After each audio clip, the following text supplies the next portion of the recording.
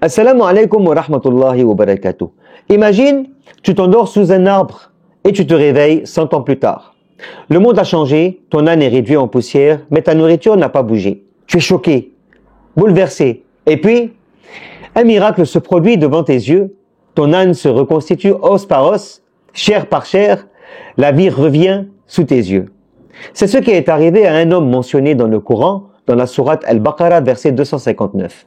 Cet homme, que la tradition appelle Uzayr, passa près d'une ville en ruine, probablement Jérusalem après sa destruction, et dit: comment Allah redonnera-t-il vie à cette ville après sa mort? Alors Allah le fit mourir pendant 100 ans, puis le ressuscita.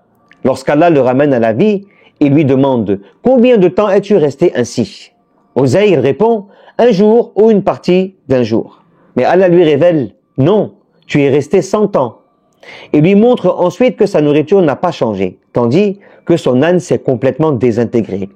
Puis, sous ses yeux, subhanallah, Allah ramène l'âne à la vie, pour faire de cet homme un signe pour l'humanité. Dans les écoles musulmanes, cette histoire est comprise comme une démonstration divine de la résurrection réelle et corporelle, un événement où Allah suspend les lois du temps et de la matière.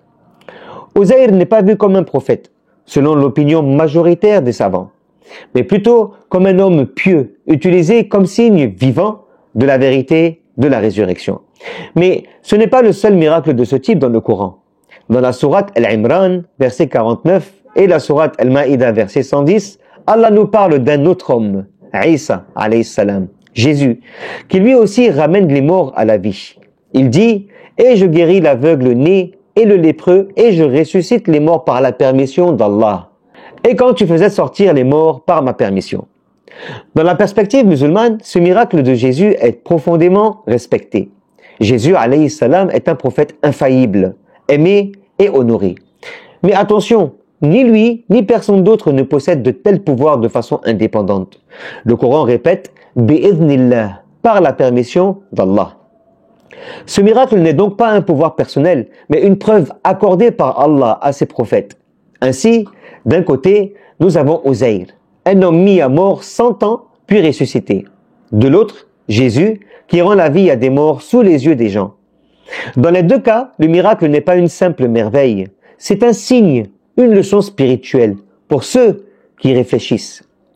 Dans l'islam, cela rejoint la croyance fondamentale que la résurrection, al-ma'ad, est réelle, corporelle, inévitable. Allah est celui qui donne la vie, la reprend et la redonne quand il veut.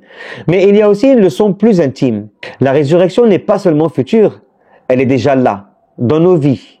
Elle peut être le retour de la foi après le doute, le réveil du cœur après l'oubli. Le rappel que même si tout semble perdu, Allah peut tout restaurer, subhanallah, même ce qui a été réduit à néant.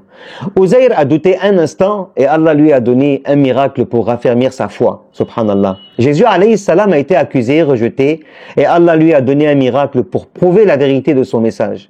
Toi aussi, si tu cherches sincèrement, Allah peut te donner un signe. Mais encore faut-il être prêt à le reconnaître.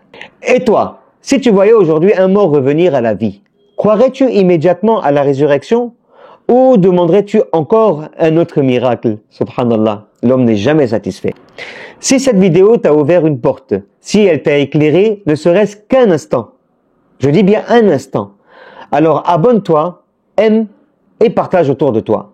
Chaque verset du Coran contient un signe et chaque signe est un rappel. Ne les laisse pas passer.